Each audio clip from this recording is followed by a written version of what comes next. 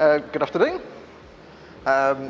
Please bear with me, this isn't what I usually do. I'm usually sat behind a keyboard looking at IT things with regard to Bartek and everything else, but I've been at Preston City Council for 6 years now, involved in the garden waste scheme, both as a recycling officer and now more on the sort of tech side of things, the computer systems and whatnot.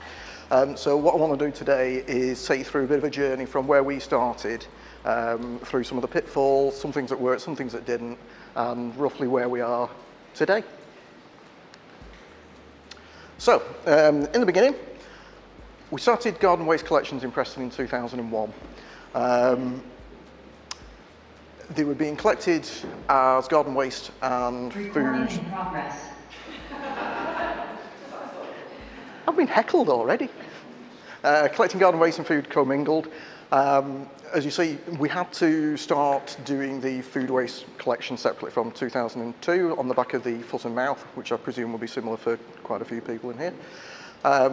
3 full garden waste collection rounds, 5 days per week, covering 40-odd thousand properties. We've got 62,000 properties in Preston, and we weren't covering all of them. We've got a broad spread from the inner city, from the 70s legacy tower blocks, terrace housing, all the rest of it, all the way out to the suburbs and the leafy rural areas, shall we say.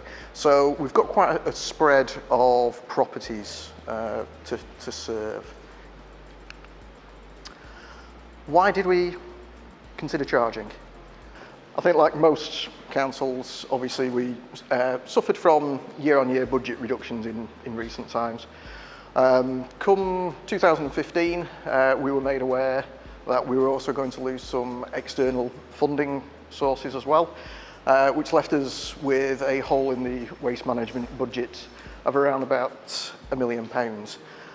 So we had to do something to effectively make sure the service was sustainable. So we looked at the options we had, and one of the very few income routes you have is of course the garden waste and charging for it. It's also one of the fairest as well. The way we looked at it, if we did a subscription service, the people who use the service would be the ones paying for it. It's not going to have the same impact on council tax, so there's that degree of fairness within it. It also, as a potential benefit, would also allow us to redeploy some resources as well if we stopped serving 40-odd thousand properties and reduced obviously the number of crews, resources necessary, etc. So on that basis, we looked at charging from 2016. The 2016-17 year was our first year of charging, and at that point we'd made a decision to make it as fair as possible. We've got quite a few areas of social deprivation within Preston, so it's not the wealthiest city in the world, and we had to keep it reasonable, so we went for a level of £25.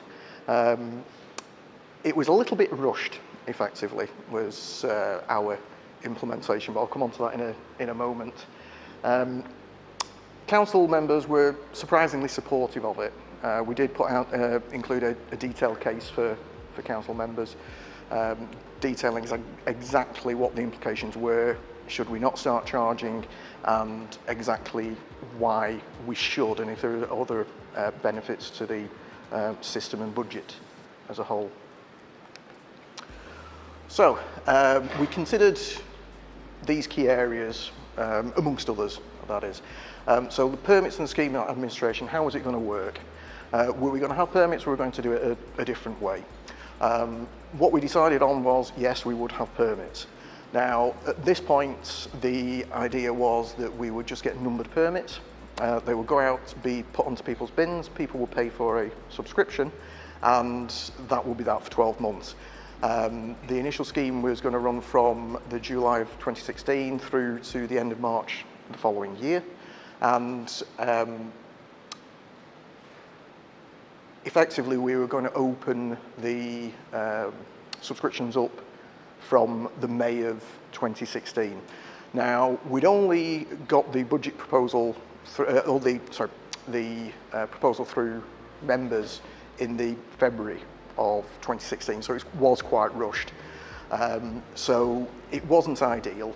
So effectively in the first year we had a load of people stuffing and envelopes with permits in them going out to residents. There was no address on them, just a serial number to suggest it was a unique permit for the brown bin. All that was done internally. There was no external factors apart from obviously the production of the stickers for the permits for the bins. So payment methods, I'll come on to them in more detail later, but that's something we really we looked at and we thought, right, we have got this spread of people in Preston, what can we do to make sure that this scheme is as accessible, shall we say, as possible? So we needed to retain the payment options that work. So we wanted something that's online, we wanted something that was in person, we wanted something that if someone wasn't able to access the internet, that we could do that for them as well. Annual cost, as I said, we kept it reasonable at £25. And it was very much the case that we needed to keep it equitable, as I say. So information for residents as well. This was absolutely key for us. So we already had a garden waste page on our website. We effectively just bolstered the information that was available on there. We went to town on putting as much information on there as we could. So we've got frequently asked questions there. We set out what we thought would be the frequently asked questions, which turned out to be quite pretty much bang on in truth. We've got the terms and conditions for the sites, for the scheme. We've got what happens to your waste as well. There's a link out to show people exactly where the waste goes, what you can and can't put in your waste bin. So it's all those things that you've probably already got on your websites anyway, but it's making sure that that information is complete, concise, and easily available as well. So we also had that available in paper formats, and we also had various letters and what have you. So publicising the change, this is probably where we fell down a little bit because it was kind of rushed. We started by putting out press releases that we were going to actually do this with the Lancashire Evening Post, various other outlets as well. Social media, we had it all over our own website that the charging was going to come in, when it was going to come in from. These started probably around the April of 2016. Some of the details are lost to time, unfortunately, because we didn't record some of what we actually did, and some of it's been deleted since. But we wish we'd done a little bit more to just get the message out there. Although it didn't turn out to be such as bad an issue as we thought it was actually going to be, but it was kind of rushed that first year. So it's make sure that you give yourself enough time, make sure you plan that change, because you will get kickback from residents, you will get issues, you will get the public perception, you've got to deal with that, and the more information people have, the easier it makes your jobs. A big thing that's also forgotten is the impact on other areas as well, because this is, it's a culture change. We're going from free collections that are 40,000 odd houses down to something you're only going to get if you're paying for it.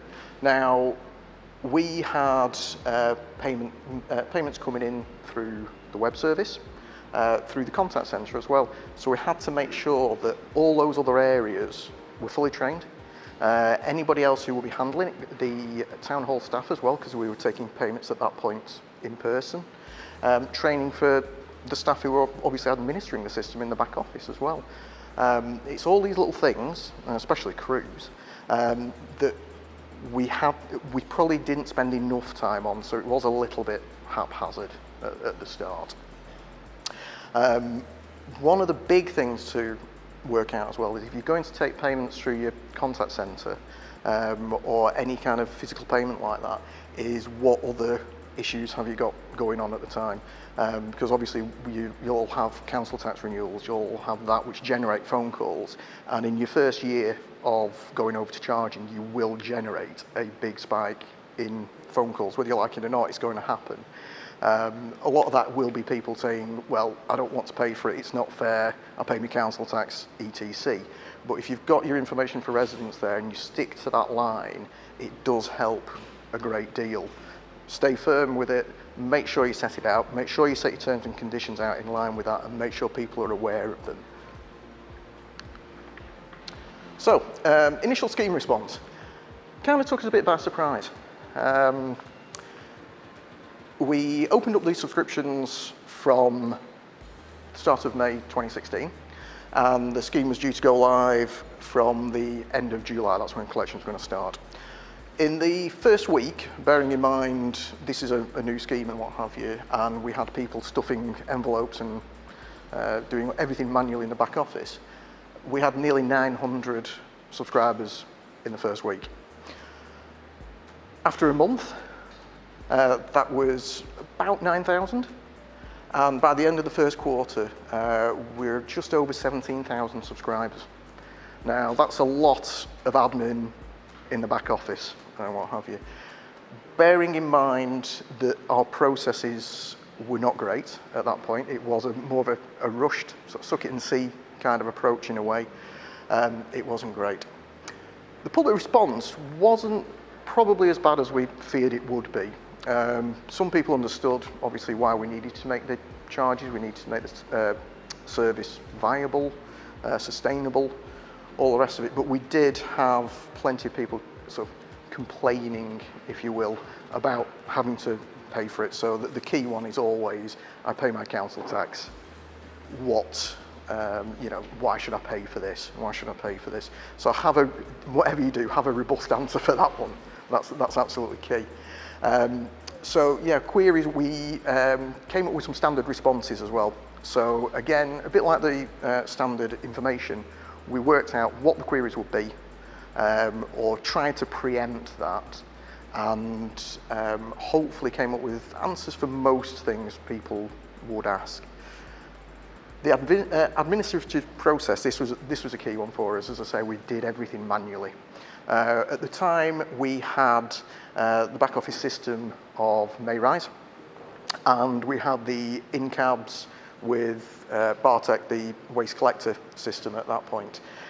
The two systems worked independently of each other. We had to sort of bridge the two, if you like, through an interface.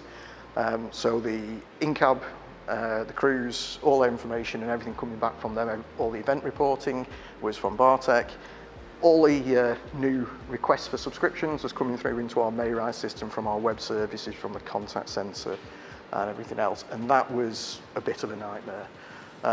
So it's really to say that look at your resources as well, because it seems like a cheap option to do a lot of this yourself, stuffing and posting envelopes and all the rest of it, but make sure those systems are in place before you actually go live, because it's the hidden costs. We had at that point, we only had 2, maybe 3 admin staff, and it was a full-time job for them pretty much, responding just to that. So we developed that later on to actually look back and see where things went wrong. Again, payment methods I'll come on to in a short while.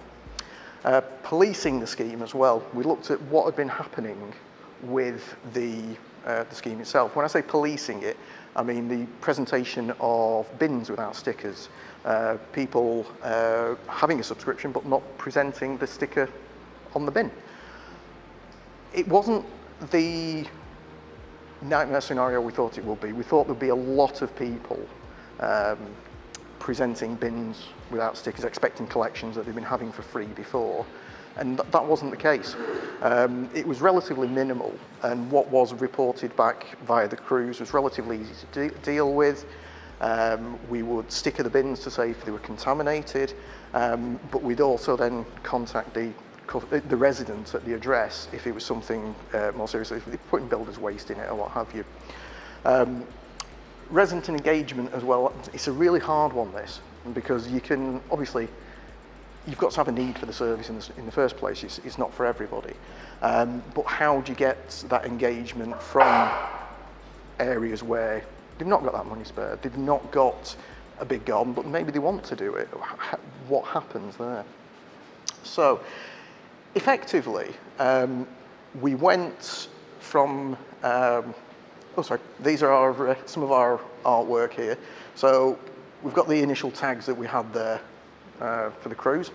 So you can see how we sort of publicised it. So if you want to sign up, there you go. We've been unable to empty it because of that, and the letters there out to the customer where we found contamination or what have you, if they're actually part of the scheme. So, payment routes.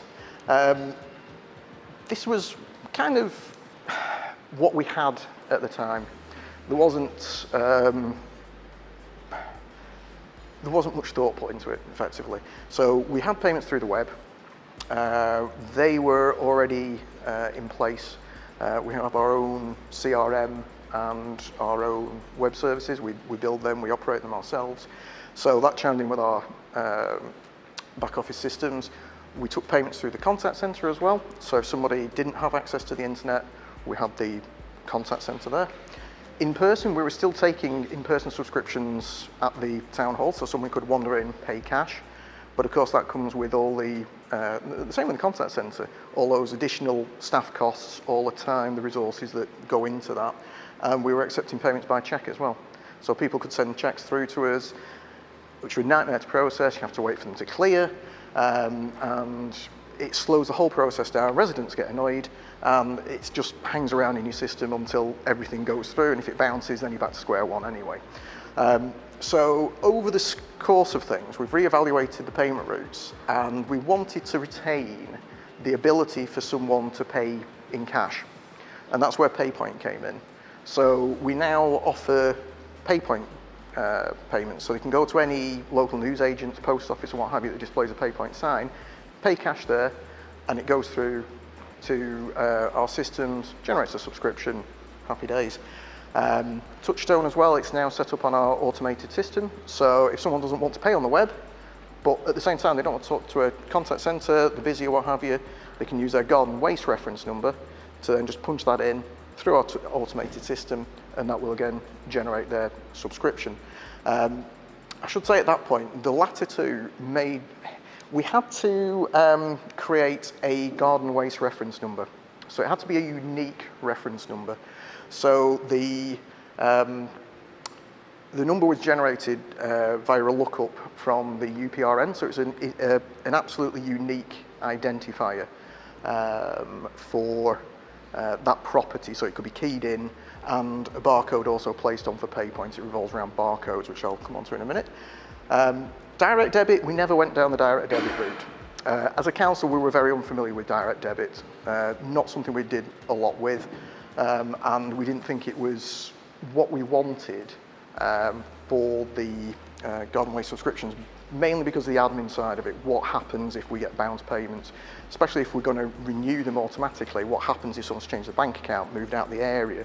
All of that, we didn't want to really concern ourselves with that. So for the moment, we've discounted direct debit because the other payment methods are working. To give you an idea of the sort of breakdown of the payment methods, about 70% come through the web. So there's no involvement from anybody really at that point, apart from the customer putting the details in, secure server. 20% or thereabouts come through the contact centre, still a traditional route. So some people are still wary of using the web or what have you, and would prefer to speak to someone about it. Touchstone, probably about 8% thereabouts, and the remaining 2% is PayPoint. So we've retained that facility for people to pay cash with PayPoint as well. People don't need to come into the town hall now, so it's easier for a resident because it's on the doorstep, it's a local post office, it's a local shop. So that's where our thinking sort of developed. So we got rid of the in-person, we got rid of the cheque, because it was just too labour intensive, and it means it's less areas that are also involved unnecessarily, if you like, with the service. So what have we done in the meantime?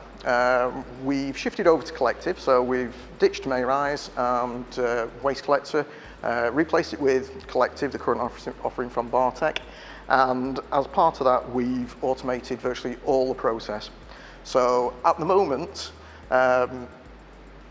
it's very slick. It's taken a lot of work, A lot of development with the guys over at Bartek there to make it streamlined. But effectively, as soon as someone puts it in on the web service, drops into, generates a request for us in the collective system, and that's it. It's all taken care of automatically in the background. So if a customer needs a bin delivering as part of it, it gets done automatically.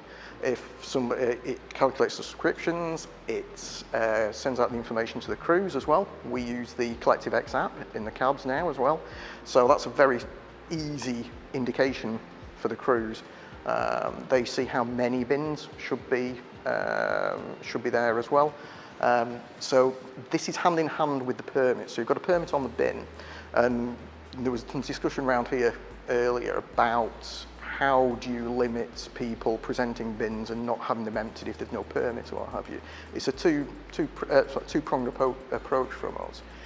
We've got the permits on the bin, and we've also got the information to the crews in the cab. So between the two of them, with training for the crews, it works very nicely. We don't get a lot of presentation of bins, and certainly we don't empty bins unnecessarily. Using, let's say, the going to charging, should we say, we've reduced the number of crews we need as well. We've gone down from 3 crews, obviously with 3 operatives each, to 2 full-time crews and 1 every other week that does our rural crew and also does other bits and pieces, because they're always finished before the time, so they get to redeploy there as well. The impact on the actual rounds as well, it's condensed the rounds. Obviously subscriber numbers, 20,000 rather than 44,000 or what have you, that's obvious.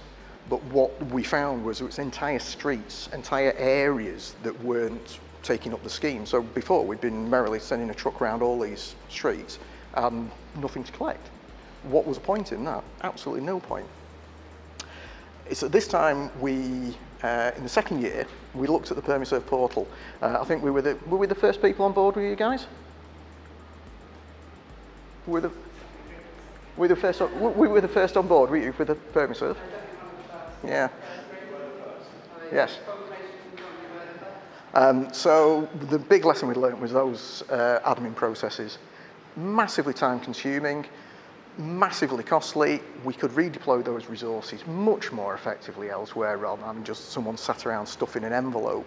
So we took advantage of the PermiServe portal. So we started sending an extract from our system every day through to the guys at PermiServe, bish bash bosh. Long story short, residents got a permit in a few days' time through the post. Happy days, simple as you like.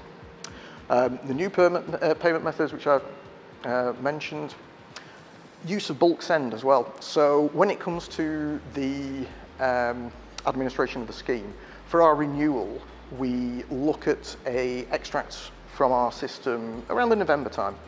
Bearing in mind our scheme opens for subscriptions in January. It runs from the April to the end of March. And it gives customers, well, 3 months or so to actually sign up ahead of the new year. What we actually did, we used to send out reminders either by email or just a bulk send again. Well, not even a bulk send, we just send out letters to residents to tell them that the garden waste was open for renewal, as it were. What we've now done is we've teamed up with Criticom. They are our corporate provider for the for letters and mailings, and we use a bulk send. So that's also given us the ability to facilitate the PayPal payments. As part of that, they create a barcode from the garden waste reference number, and they input the details of the garden waste reference number on there for the touch tone system. So the customers can actually get that information sent out to them. It's about 44,000 mailings every year. That goes out in the first week of January usually, staggered over 2 or 3 weeks, and works very well. You will find, if you are going to go up to charging, you do get a big spike in those first couple of weeks. It's always the case, it's always remained the case, that by April, when we start the scheme, most of our customers have signed up. We've currently got close on 21,000 subscribers, and at this time of the year, we're probably not going to get that many more for the rest of the scheme, obvious reasons. But it just makes us that bit quicker, that bit slicker. We're using reminders better as well. So we do hold the details of people's emails from previous subscriptions and what have you. We can see who hasn't subscribed by a certain time, and we do send out a series of reminders before April to make sure we try and mop up as many people as you can. When it comes to planning the rounds and balancing them, it's kind of key. We want to know as many people as possible how many of those subscriptions are going to be there so we can allocate the resources. That wouldn't happen if you get a big spike after the April. We're then tinkering with rounds and putting people, moving things around, which isn't brilliant. If I can, is that the one? I do apologise, that was meant to be our permit pack. It's all you can see is a letter at the moment. I do apologise. Effectively, it's very similar to what we saw from North West Leicestershire. The permit goes out with a covering letter, and that's what the resident receives, sticks it on the bin. Happy days. There's instructions on the back as well with help, hints and tips. And it's a good system. It works very well. We've been with PermiServe now for, what, 6-7 years. We're now in year 8, and it's improved year on year. So where are we at the moment? Well, we're a mature scheme. Our subscriber numbers have effectively normalised. So since the first scheme ended up at around about 18,000 subscribers, we've grown steadily to the point where we're expecting about 21,000 this year. To put that into context, like I say, we send out about 44,000 reminders. So from the properties we deem would probably be eligible for garden waste collections, it's a take-up rate of about 45%. About a third, if you look at it in the whole, we've got 62,000 properties, but for those that would be eligible, about 45%. We've been able to hold prices for 6 consecutive years. We started out with £25 for the first year. Second year was £25 if you signed up early.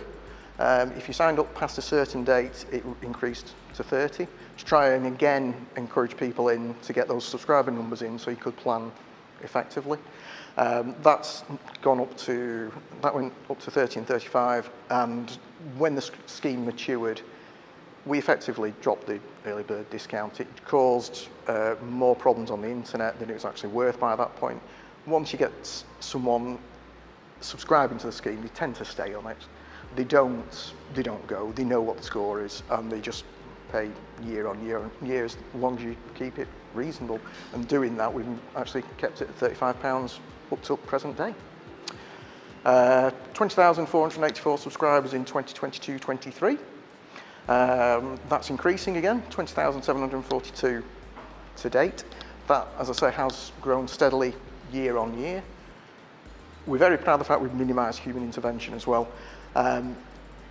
It's almost entirely automated from start to finish. So someone goes on the website, someone does it through the contact centre, PayPoint, Touchtone, drops into our system. All we do is run a report every morning. That goes off to uploading into the PermiServe portal, and that gets the permit out to the customer. So there's literally as little as we can do that has any sort of human interaction there. When we get the integration of PermiServe and Collective, which is very much on the agenda, that will be an entire end-to-end process with no human interaction apart from the customer paying for it and sticking it on the bin. Simple as that. Everything else is taken care of in the system. The notification to the crews, how many bins they should have, whether they need a new bin, so the bin delivery gets taken care of as well.